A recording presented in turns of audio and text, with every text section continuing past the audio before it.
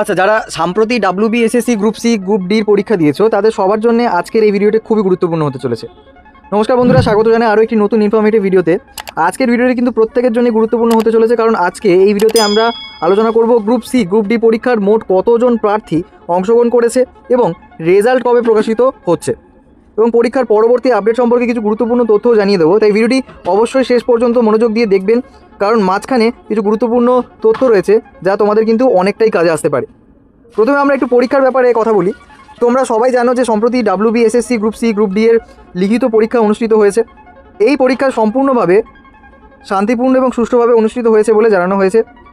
অনেক পরীক্ষার্থীরা পরীক্ষা দেওয়ার পরে এখন স্বাভাবিকভাবেই অপেক্ষা করছো কবে রেজাল্ট প্রকাশিত হবে, কারণ অনেকেই জানতে চাইছে যে তাদের পারফরমেন্স কেমন হয়েছে এবং তারা পরবর্তী ধাপে যেতে পারবে কি না।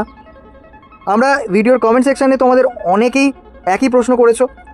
তোমরা জিজ্ঞেস করেছো যে রেজাল্ট কবে বেরোবে এই নিয়ে ভিডিও বানানোর জন্য। তাই আজকের ভিডিওতে আমরা এই বিষয়ে একদম পরিষ্কারভাবে বোঝার চেষ্টা করব। মোট কতজন পরীক্ষার্থী পরীক্ষা দিয়েছে, এবার আসা যাক প্রথম গুরুত্বপূর্ণ তথ্যের দিকে।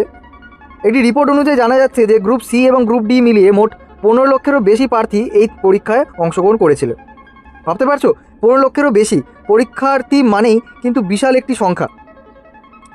এই বিপুল সংখ্যক পরীক্ষার্থীর জন্য যে পরিমাণ অ্যান্সার শিট জমা পড়েছে সেগুলো মূল্যায়ন করতে স্বাভাবিকভাবেই কিন্তু অনেকটা সময় লাগবে, কারণ প্রতিটি অ্যান্সার শিট সঠিকভাবে পরীক্ষা করা এবং তার ফলাফল প্রস্তুত করা একটি বড় প্রক্রিয়া, এবং এই কারণে রেজাল্ট প্রকাশ করতে একটু সময় লাগতে পারে। কমিশনের পক্ষ থেকে কি বলা হয়েছে সেটা বলে রাখি। এই বিষয়ে WBSSC এর চেয়ারপারসন সিদ্ধার্থ মজুমদার একটি গুরুত্বপূর্ণ মন্তব্য করেছেন। তিনি জানিয়েছেন যে যেহেতু বিপুল সংখ্যক পরীক্ষার্থী এই পরীক্ষায় অংশগ্রহণ করেছিল, তাই সমস্ত অ্যান্সার শিট মূল্যায়ন করতে যথেষ্ট সময় লাগবে। এর পাশাপাশি সামনে কিছু প্রশাসনিক কাজ এবং অন্যান্য ব্যস্ততাও রয়েছে। এই সমস্ত কারণে কিন্তু খুব দ্রুত রেজাল্ট প্রকাশ করা সম্ভব নয়। তাহলে প্রশ্ন হলো, রেজাল্ট কবে প্রকাশিত হতে পারে? এখন তোমাদের মনে সবচেয়ে বড় প্রশ্নটি নিশ্চয়ই এটাই, তাই না? রেজাল্ট কবে বেরোবে? এই বিষয়ে যা তথ্য পাওয়া যাচ্ছে তা অনুযায়ী জুলাই মাসের আগে রেজাল্ট প্রকাশ হওয়া কোনোভাবেই সম্ভব নয়, কারণ প্রচুর অ্যান্সার শিট মূল্যায়ন করতে হবে, প্রশাসনিক কাজও রয়েছে এবং সামনে কিছু গুরুত্বপূর্ণ সরকারি ব্যস্ততাও রয়েছে। এই সমস্ত বিষয়কে মাথায় রেখে বলা হচ্ছে যে জুলাইয়ের আগে কিন্তু রেজাল্ট প্রকাশ করা সত্যিই অনেক কঠিন। এই রেজাল্টগুলো প্রকাশের সম্ভাবনা কিন্তু আগস্ট বা সেপ্টেম্বর মাস নাগাদ রেজাল্টটি প্রকাশ হতে পারে। অবশ্যই এটি একটি সম্ভাব্য সময়সীমা। যখন অফিসিয়াল ঘোষণা করা হবে তখন আমরা সেটি সবার আগে কিন্তু সবার সামনে তুলে ধরব। এবার ব্যাপারটা হচ্ছে কোন রেজাল্ট আগে বেরোবে। দেখুন বন্ধুরা, একটি গুরুত্বপূর্ণ প্রশ্ন হলো যে গ্রুপ সি না গ্রুপ ডি, কোন রেজাল্ট আগে বেরোবে? এখানে যে তথ্য পাওয়া যাচ্ছে সেই অনুযায়ী কিন্তু প্রথমে প্রকাশিত হবে গ্রুপ সির রেজাল্ট, তার কিছুদিন পরেই কিন্তু প্রকাশিত হবে গ্রুপ ডি এর রেজাল্ট, অর্থাৎ ব্যাক টু ব্যাক প্রকাশিত হতে পারে। তাই তোমরা সবাই একটু ধৈর্য ধরে অপেক্ষা করো, ঠিক আছে? তাহলেই কিন্তু হয়ে যাবে ব্যাপারটা।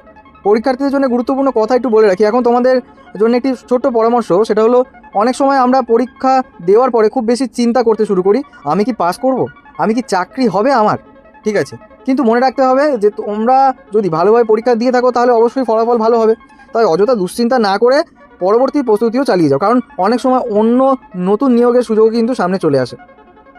ওকে, এখন আশা করি তোমরা পুরো ব্যাপারটা ভালো করে বুঝে গেছো যে কতজন পরীক্ষার্থী পরীক্ষা দিয়েছে। আমি বলেছি 15 লক্ষের বেশি, এবং কবে প্রকাশিত হতে পারে রেজাল্ট, মূলত অগাস্ট থেকে সেপ্টেম্বর মাসে রেজাল্ট প্রকাশিত হবে, এবং দুটো রেজাল্ট কিন্তু কোনোভাবে একসঙ্গে প্রকাশিত হবে না।